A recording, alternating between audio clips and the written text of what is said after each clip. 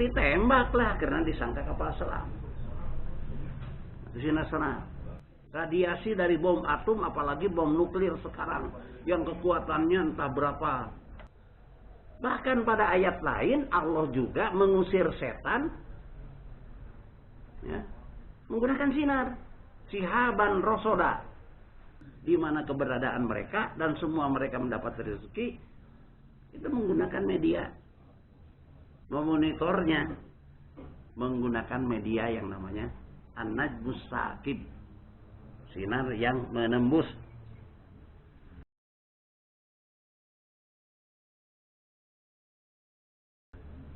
Kita ingat waktu ada kejadian kapal yang jatuh. Kapal apa itu yang jatuh? Yang jatuh tempo hari korbannya banyak. Air Asia. Waktu itu rame-rame pesawat penumpang jatuh, bawa penumpangnya banyak. Rame-rame dari luar negeri juga ikut memberi bantuan, ya. Yang paling dekat ya dari Singapura, Malaysia, dari Inggris, dari Rusia, dari Inggris, dari Amerika datang, Australia membantu di mana keberadaan kapal itu. Semuanya juga menggunakan an-najmus saqib. Mereka mengirimkan dari peralatan yang mereka miliki, dari kapal-kapal yang datang untuk membantu mencarikan di mana kapal terbang yang jatuh itu. Apa ya? Air Asia kalau nggak salah yang jatuh tempo hari. Itu menggunakan sinar sonar. Jadi kapal itu pada mempunyai yang namanya kapal rescue itu penolong, mempunyai alat-alat untuk mengirimkan sinar sonar ke bawah. Nah, dari sinar yang ditembakkan ke bawah, apakah itu bentuknya gelombang radio lain sebagainya, maka akan memantul ke atas ke kapal yang mengirimkan sinar itu. Sinar sonar yang kalau nggak salah yang dipakai sonar ya.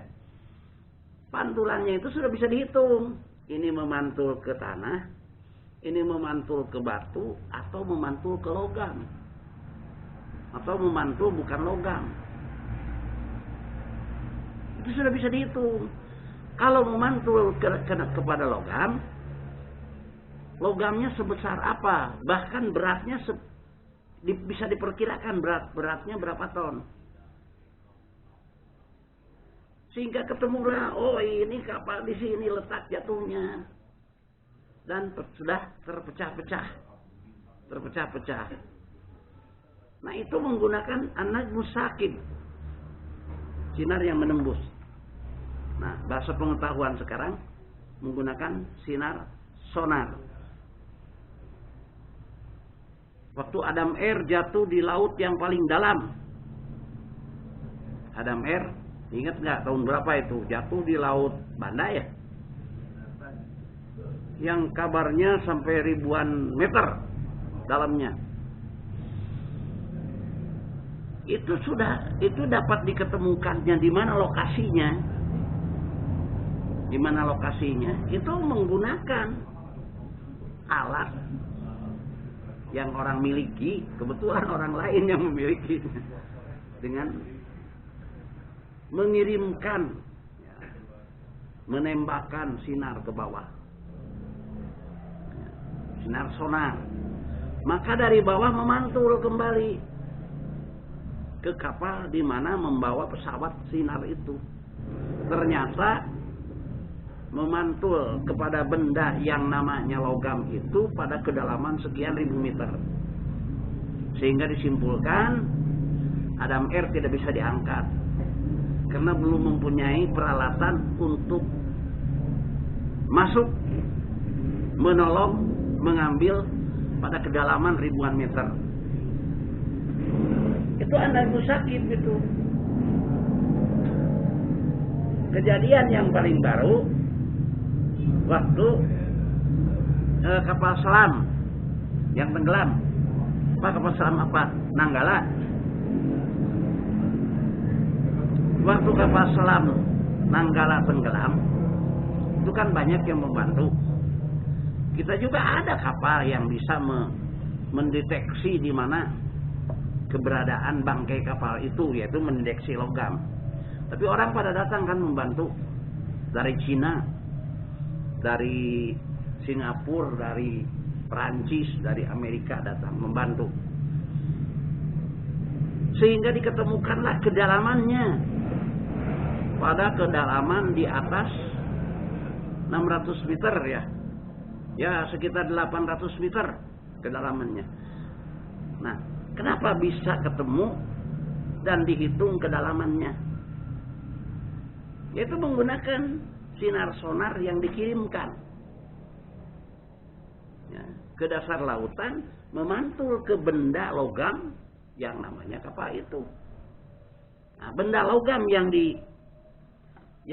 terkena dengan pantulan sinar itu udah bisa dihitung.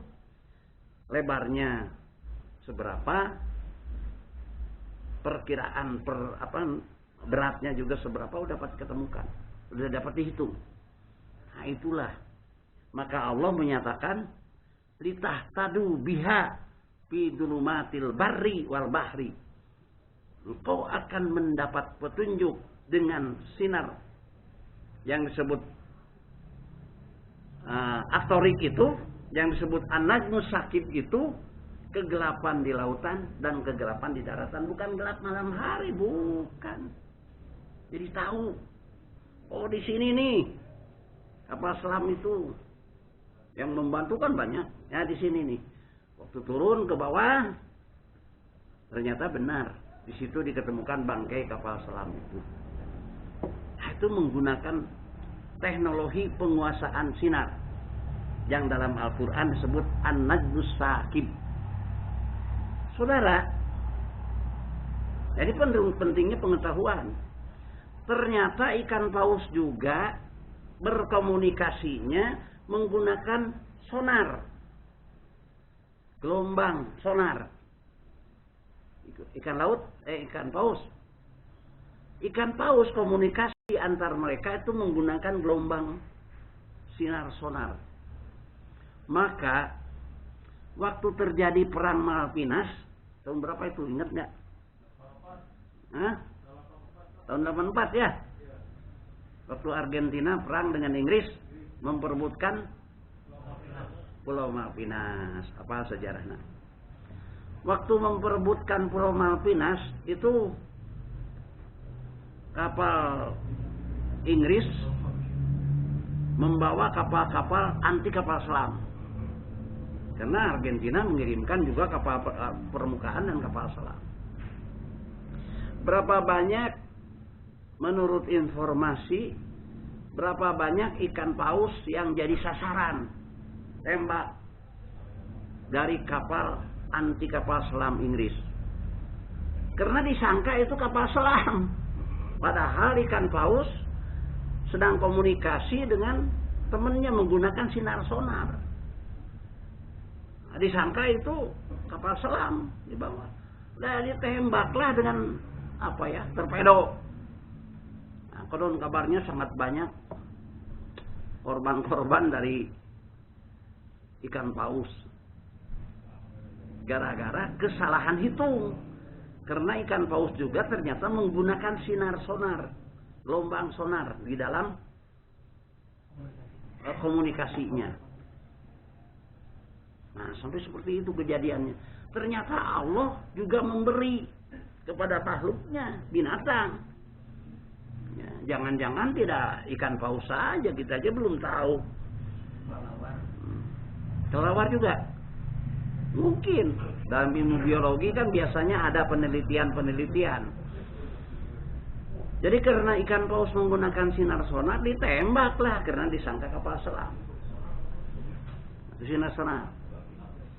Nah, kembali lagi mengenai An-Najmus Sakib, sinar yang menembus. Saudara-saudara, kita mengenal dengan yang namanya bom atom, bom hidrogen, bom neutron, bom nuklir, saat diledakkan di tengah-tengah, sebutlah kota, itu yang sangat merusak. Bukan ledakannya waktu itu saja, waktu meledak rusak. Tetapi yang sangat merusak itu adalah radiasi. Radiasi dari bom atom, apalagi bom nuklir sekarang, yang kekuatannya entah berapa. Ya, katanya ada yang sampai 1000 kali bom atom yang di Hiroshima Nagasaki. Jadi radiasi dari bom nuklir itu ini menembus ini. Kita kalau ngumpet di belakang dinding tembok itu kena. Kecuali kalau berlindung di belakang dinding timah hitam. Kalau dinding timah hitam tuh nggak bisa ditembus. Tapi kalau di belakang benteng-benteng, tembok-tembok itu nembus. Disebutnya sebagai radiasi. Radiasi itu sama, anan musakib. Hanya mungkin frekuensinya gitulah. Sangat tinggi kekuatannya. Ya ronsen saja orang yang bagian teknisinya harus ngumpet karena bahaya atau sering, ya apalagi radiasi bom nuklir. Ingat kejadian Chernobyl. Chernobyl di Rusia itu kan terjadi kebocoran uranium dari pembangkit listrik. Chernobyl itu sampai sekarang belum bisa lagi diinjak. Kebocoran uranium, tetap radiasinya ada di mana-mana, wilayah yang sangat luas. Saya pernah melihat bekas alat-alat untuk menutup kebocoran atau radiasi, kebocoran uranium yang ada di pembangkit listrik itu puluhan helikopter, ratusan truk digunakan, nggak bisa dipakai lagi. Kan helikopter itu mengangkat ini adukan semen, jadi ditutup dengan adukan semen. Itu helikopter nggak bisa dipakai lagi karena sudah terkontaminasi oleh radiasi dari kebocoran uranium itu. Radiasi itu sinar, tapi ya itu tadi sinar dengan kekuatan atau yang membahayakan.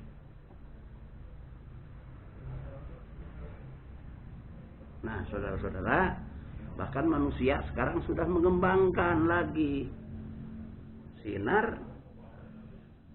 yang dipakai dengan kekuatan daya tembusnya bisa menembak peluru kendali yang lewat. Itu ditembak dengan sinar sekarang. Sinar apa namanya? Sinar laser. Sinar laser dengan frekuensi tertentu itu bisa menghancurkan peluru yang lewat. Negara yang maju sudah bisa menembak peluru yang lewat. Peluru kendalinya sinar laser, cuman belum dikembangkan. Dalam percobaan sudah berhasil. Peluru kendali yang lewat bisa tembak dengan sinar laser dan meledak. Tetapi sinar laser itu anak musakib maksudnya. Sudah dikembangkan juga oleh manusia pada tingkat frekuensi tertentu, dipakai sinar laser itu membedah. Sekarang membedah badan nggak lagi pakai digosok-gosok pakai pisau, kemudian ya pakai bedog, nggak lagi pakai pisau, sekarang pakai sinar laser. Bedah jantung, bedah. Jadi sinar laser itu anak musakib. Hanya pada frekuensi tertentu bisa sangat punya kekuatan yang dahsyat. Ya, kalau pesawat penumpang ditembak itu sangat hancur. Jadi Allah menciptakan sinar yang sifatnya menembus itu ternyata untuk manusia.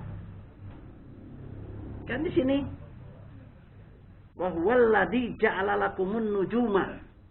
Dialah Allah yang telah memfungsikan bagimu sinar. Litahtadu biha. Yang engkau mendapat petunjuk dengan sinar itu fi dhulumatil barri wal bahri. Al-Quran sudah bicara tentang fisika. dari sejak 15 abad yang lampau. Fi dulumatil barri wal bahri. Qad fassalnal ayat liqaumi ya'lamun. Sungguh kami telah terangkan ayat ini liqaumi ya'lamun, bagi orang yang berpengetahuan. Bahkan pada ayat lain Allah juga mengusir setan, ya, menggunakan sinar, sihaban rosoda. Nah, itu sinar beda lagi tuh, khusus untuk mengusir setan itu.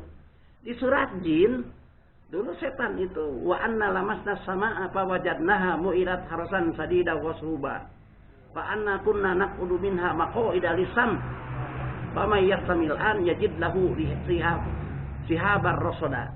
Dulu kami bisa mencuri-curi dengar berita-berita yang akan diturunkan kepada para rasul dulu. Nah, kemudian Allah mengadakan membuat benteng. Wa anna lamasna samaa fa wajadnaha muhilat harasan sadida wasuba wa nakuna naqudu minha maqaida lisami. Jadi di tempat mencuri-curi dengan itu sekarang nggak bisa lagi karena ada sihabar rosoda, sinar yang bisa mengusir setan. Seperti itu. Nah, jadi saudara-saudara, Allah menciptakan yang namanya an-najm itu bukan bintang. An-najmus sakib, sinar yang sifatnya menembus. Ya. Maka kembali lagi kepada ayat yang tadi, wasama'i wat-tariq. Perhatikanlah as-sama dan at-tariq. Jangan terjemahkan dulu. Wama adraka mat-tariq. Tahukah engkau apa yang disebut dengan at-tariq?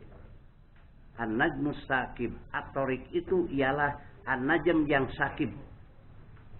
Ya, sinar yang menembus. In kullu nafsin lamma 'alaiha hafid. Setiap nafas lamma 'alaiha hafid. Semuanya ya dipelihara, dimonitor dengan menggunakan media yang namanya an-najmus sakib itu. Jadi kaum muslimin rahimakumullah, bahkan di dalam Al-Quran, nah ini sudah mengenal semua. Di dalam Al-Quran, Allah memonitor segala aktivitas kehidupan di alam ini, termasuk Allah memonitor setiap daun yang jatuh dari pohon. Bisa dibayangkan jagat raya seluas ini dengan pohon-pohon yang ada di hutan maupun bukan di hutan, entah berapa banyaknya, semua daun yang jatuh itu termonitor oleh Allah. Itu menggunakan an-najmus sakib. Coba jadi lihat surat Al-An'am 59. A'udzubillahi minasyaitonir rajim. Wa ma tasqutu min waraqatin illa ya'lamuha wala habatin fi dhulumatil ard wala rabbin wala yabisin illa fi kitabim mubin. Surat Al-An'am 59. Wa ma tasqutu min waraqatin, tiadalah dari satu daun pun yang jatuh illa ya'lamuha, kecuali Allah mengetahui. Wala habbatin fi dhulumatil ard. Begitu juga ya, segala kehidupan yang ada di kegelapan ya, bumi ini ya, baik kering maupun basah, illa fi kitabim mubin. Semuanya ada di dalam catatan Allah. Semuanya ada di bawah monitoring Allah. Tadi dikatakan matahari, bulan, dan sinar musakhkharatin bi amrih, tunduk patuh kepada Allah. Di dalam surat Al-Mu'minun Allah menerangkan bahwa di atas kamu, di atas nih sama. Allah telah menciptakan jalan-jalan sab'atoro'iko, membuatkan jalan yang banyaknya tak terhingga. Itulah yang disebut frekuensi sab'atoro'iko, yang semuanya banyaknya tak terhingga. Itu frekuensi semuanya di atas pengawasan Allah, di atas penguasaan Allah, di atas di atas monitoring Allah. Nah, itu di surat Al-Mu'min itu bisa dilihat. Jadi Allah ciptakan di atas permukaan kita adalah jalan-jalan yang banyaknya tak terhingga. Nah, kemudian dari mana Allah mengatur? Dari mana Allah mengatur mengatur kekuasaannya itu? Mengatur kekuasaannya itu dari mana Allah? Mengirimkan wahyu, mengirimkan perintah, memonitoring, mengawasi. Nah, ini bisa dilihat di surat Yunus ayat 3. A'udzubillahi minasyaitonir rajim. Inna rabbakumullahu alladzi khalaqas samawati wal ardi fi sittati ayyam. Summa stawa 'alal arsy yudabbilul amra ma min syafi illa min ba'di idnih. Summa stawa. Nah, sini nih. Sungguhnya Tuhanmu telah menciptakan as-samawati, banyak langit tak terhingga, wal ard, begitu juga bumi, fi sittati ayyam, dalam 6 masa. Summa stawa 'alal arsy, kemudian Allah beristiwa di atas arsy, yudabbirul amr ma min syafi. Dari sanalah Allah mengatur pemerintahannya, kira-kira begitu. Mengirim wahyu, memonitoring, mengendalikan semua berbagai aspek kehidupan yang ada di jagat raya ini. Bukan di bumi ini saja. Bukan, salah kalau di bumi ini saja. Di jagat raya ini. Dan jagat raya ini buminya banyak tak terhingga, langitnya juga banyak tak terhingga, termasuk benda-benda lainnya. Semuanya di atas monitoring Allah. Nah, jadi saudara-saudara sekalian, dengan kita mempelajari istilah An-Najm, dapat kita ketahui An-Najm itu bukan bintang tetapi sinar. Bahkan An-Najm itu oleh Allah dijadikan sebagai alat untuk memelihara, monitoring semua kehidupan yang ada di jagat raya ini, yang disebut dengan An-Najmus Saqib. Jadi atorik itu apa? An-Najmus Saqib. Atorik itu adalah An-Najmus Saqib. Allah menyebutnya atorik. Atorik itu apa? An-Najmus Saqib. Allah menerangkan itulah sinar yang menembus. Nah, jadi antara An-Najm dengan kemarin, ya, media yang digunakan oleh Allah ini nyambung. Jadi media yang digunakan oleh Allah menggunakan arus sinar yang ternyata sinar itu bermacam-macam. Bermacam-macam kekuatannya, bermacam-macam kemanfaatannya.